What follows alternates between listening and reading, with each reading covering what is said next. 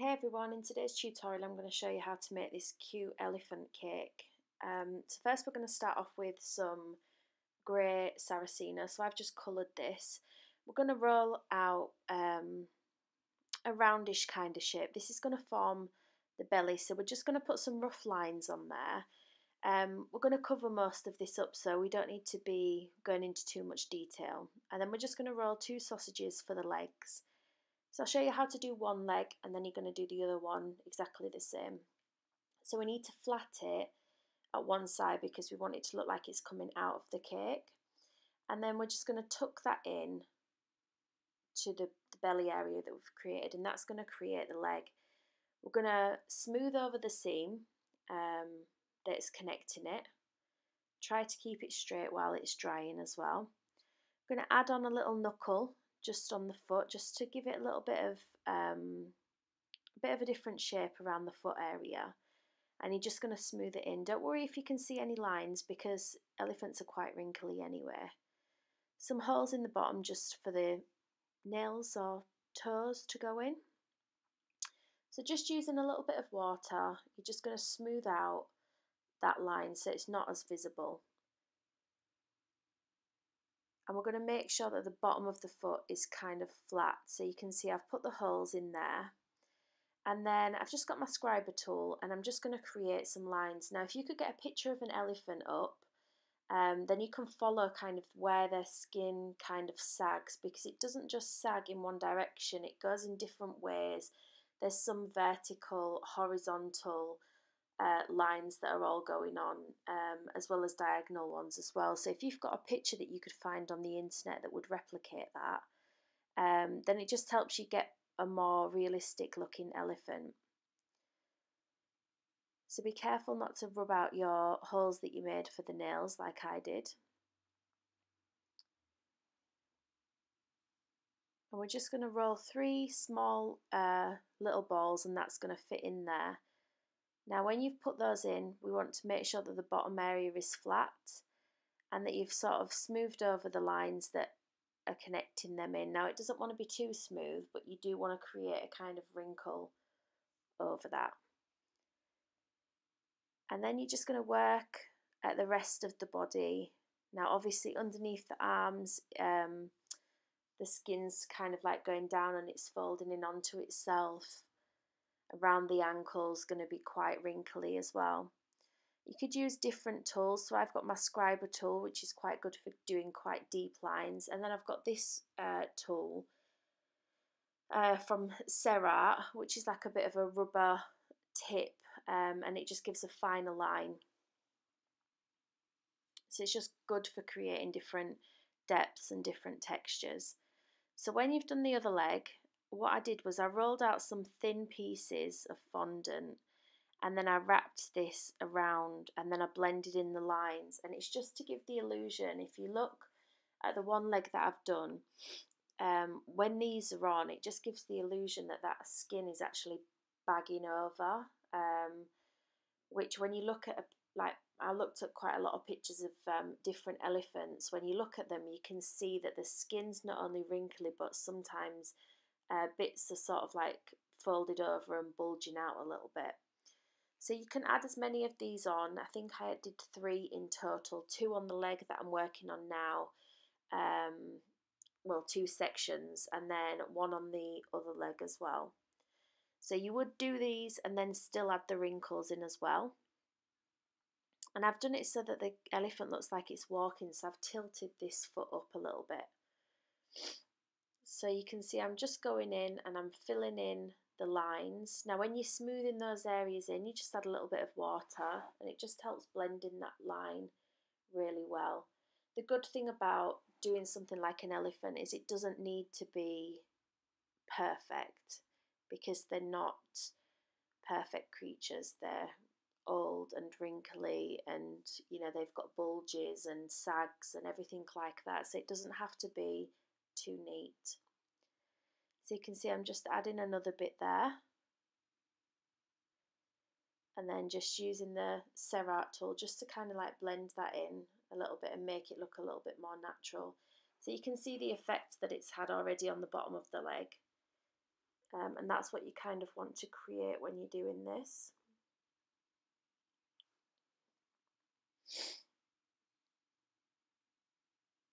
So once you've done that for both of your legs, we're going to do the back legs. Now for these I did flat back legs because I want them to look like they're a little bit in the distance. So you're going to bring it in just around where the ankle would be, still put in the holes for the nails and make sure the bottom bit's flat. And we're going to mark this up roughly because you're not going to see a lot of it because it's in the background of the cake anyway. And the trunk will overhang this. So it's just some really rough lines that you're going to put in to make it look like the elephant's back legs. You're going to do this for both pieces, and then you're going to find where they want to sit.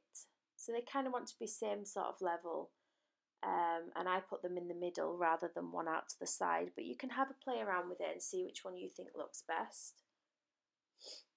So next we're going to work on the head. Now the head is a really awkward shape to make. I can't really describe it to you because it's a bit like a fat teardrop, but then it's quite boxy at the sides. So I'm just chopping it down until I can get a shape that's roughly the size that's needed. We're going to mark in the top bits here. Now even though they look like eyes, it's the forehead. If you look at elephant's forehead, it's got 2 dints just above the eyes. And the head sort of comes in at that point as well, and it points down a little bit. As you know, if you look at the pictures, it is a really weird shape. So where I'm pinching up there, that's going to be the sockets for the eyes. And then we're just going to build some bridges above the eye socket. These are going to be, I guess, sort of where the eyebrow bone is going to be. And so you're just going to roll sort of like little sausages that are pointy at either side, and then you're just going to stick them on with a little bit of water and then blend those in. Again, just using a little bit of water, and that'll blend in that line, and you're going to do that with both sides.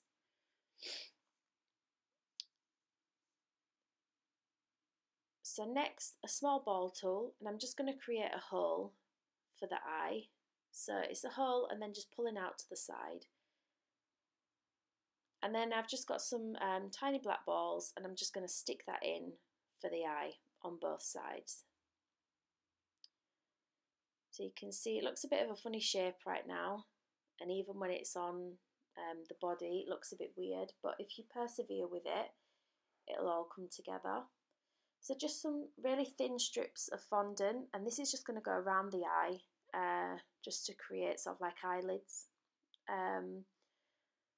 And you're going to sort of blend that in a little bit, but also put loads of like wrinkles on there as well, because around the eyes is quite wrinkly. You're going to do that for the top and the bottom, and you're going to do that for both of the eyes, and removing any excess. Again, it doesn't have to be too neat because they are quite wrinkly animals.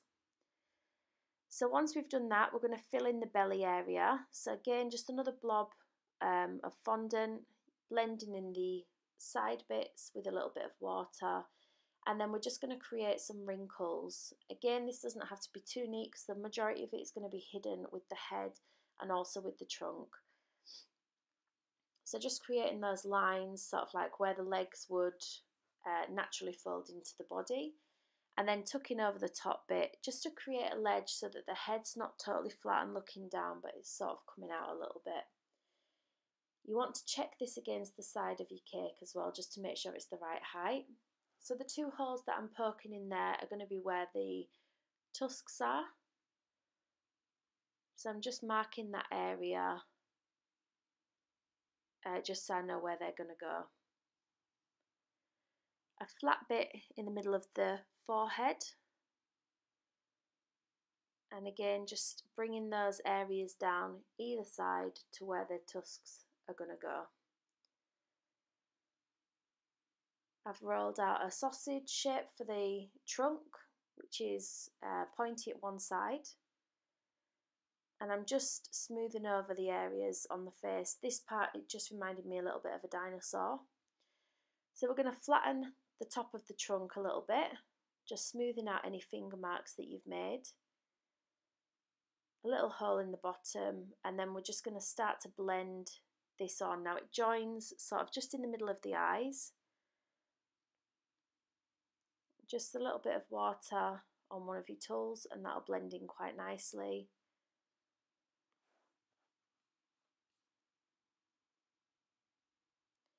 And then we're just going to go ahead and just make sure that the shape is right before this dries and sets. So making sure that you're opening up the eyes, they don't want to be too closed, and making sure that you're happy with the shape of the face. It's always good to have a picture to refer to, either on your phone or printed off, just so that you can make sure that you're getting the right shape for everything.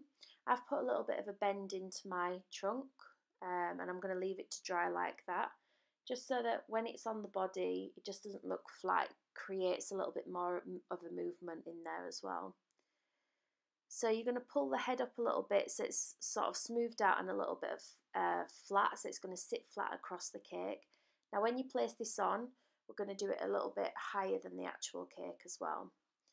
So I've just rolled a teardrop shape and chopping that in half, and I'm going to stick this in place just on the side of the face, blending in the join, and this is going to create the place where the tusks are going to sit in. So you want to put a hole in the bottom, and you want to do this for both sides. So there's the little hole going in at the bottom, and I'm just smoothing the sides so that the join's not as noticeable. That's what it should look like with both sides. I'm going to create some lines across the trunk. And you could go any direction with this. Again, if you're referring to a picture, you'll probably be able to see which way is best. And like I said, they don't just have ones that go across, they've got lines that go down as well. So make sure that you really put the lines in all the different places. So again, some white teardrops now with a point on one side, and that's going to create the tusks. I'm just stucking these in with a little bit of water, curving them up slightly as well.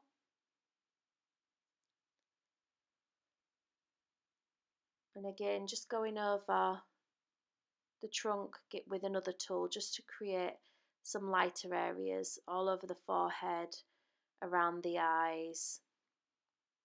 It actually took quite a long time to put all the lines in place and make sure that you got it wrinkly enough. I'm putting some more strips across the bottom of the eye, and then adding a line in there just to create a wrinkle. I did this for both sides as well, added another bit.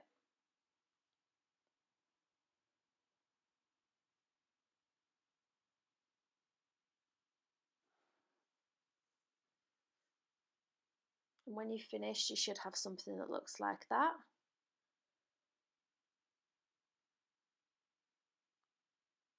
So now we're going to do the ears. So a sausage shape, and we're going to thin out one edge of it, leaving a ridge at the top. We're going to point the ridge at one side, and it is just trial and error of making the ears and making sure that you've got it right. So I'm just frilling out and marking in the wrinkles on the ears. Again, using the same tools that I've used for the elephant's body, and making sure to do the ridge at the top. I've got a foam pad and a ball tool, and I'm just frilling out the edges just to make them a little bit thinner. And then it's just a case of just trying these against your elephant and seeing where you need to chop off and what bit needs to change. So you can see I'm just pulling down, making it a bit frilly. So the top bit's a bit bulky for my liking, so I'm just going to trim some of that off and then re-mould it just to make it a little bit thinner. Trying it again, and that side bit is just a little bit thick, so I'm just going to do the same thing again. And it's just about playing with the ears until you're happy with the shape that you've got. And you want to do this for both sides as well. So try to make the ears roughly the same size and roughly the same shape, but obviously they're going to be a bit different.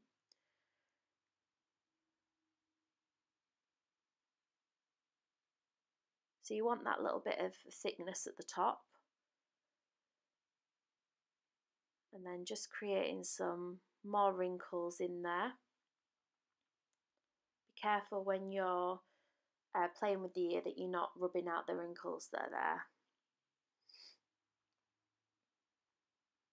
Doesn't need to be smooth at the bottom, can be a bit misshapen. That's how elephants' ears are anyway. So once you've done that part, we're going to start sticking it to the cake. So I've already stuck the head and the body on just with a little bit of water. I didn't realise the camera had stopped recording. And now I've just got some dusts and I've got some dipping solution. So I've got a teal dust from Roxy and Rich. So I'll put all of these links below. And then I've got some of these like foam balls that I think are for cupcakes, but I've never used them for that. And I'm just dipping it in the mixture that I've got and then just patting this on the cake. I'm going to do this at either side. So I'm starting off with the teal colour that's looking a bit blue right now. But we're going to add some different shades. So you can see on my table there I've got about 7 or 8 different shades of green and blue. And you're going to do the top of the board, you're going to do the top of the cake and you're going to do the bottom of the board as well. So this is an 8-inch round cake, just to give you an idea of size. So I've got some holly green, I think this was, and I'm just using the same method, just dabbing that on there. It dries quite quickly. And if you make a mistake, you can just add some more and rub it out a little bit if you add some of just the dipping solution on its own. And we're going for sort of like a water colour effect. It doesn't matter if it drips because that's the whole kind of look we're going for. So you can see there that I'm blending in the areas that I didn't want the drip to be, and then I'm allowing the other areas just to drip down. And you just want to build up the different layers of different colours. Keep attaching the ears just to check. And now I've got a brush and I'm just going to add some more dipping solution. You want it to be quite runny, and you're just going to blot this on the top of the cake. It just adds a really nice effect when it drips down. And some brush marks on the bottom of the board. And then just a little bit of water on the ear, and we're just going to stick that on. So you can see how I've got my elephant. So it's probably maybe about 1/2 inch above the cake as well. And you don't want to pop the ears so they're flat against the cake. You want them to have a bit of movement, so not all of the ear needs to be stuck to the cake. So now I've got some brown, black and grey dust, and I've got another brush, and I'm just going to start off with the black, and I'm going to put this in the darker, in the areas that would have the most shading, so any kind of creases, folds, the bit underneath the ear, underneath and around the eyes is quite dark on an elephant, so anywhere where natural shadows would go. If you look at elephants, they're not grey, they're kind of like a grey browny colour, so I've put some brown in there as well. So you can see I'm making the eyes quite dark. And you're going to dust all around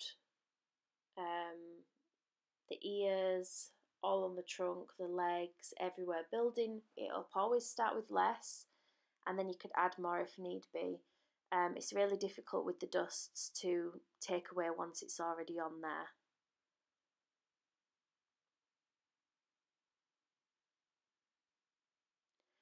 And you just want to keep building it up. Make sure that you dust the tusks as well because they're never pure white. Building it up until you have something like that. I'm going to decorate it with green ribbon, and I've just got a little bit of gold, and I'm going to put some gold flecks throughout the cake as well. So feel free to do this in any other colours. I just chose green, it was what the customer requested.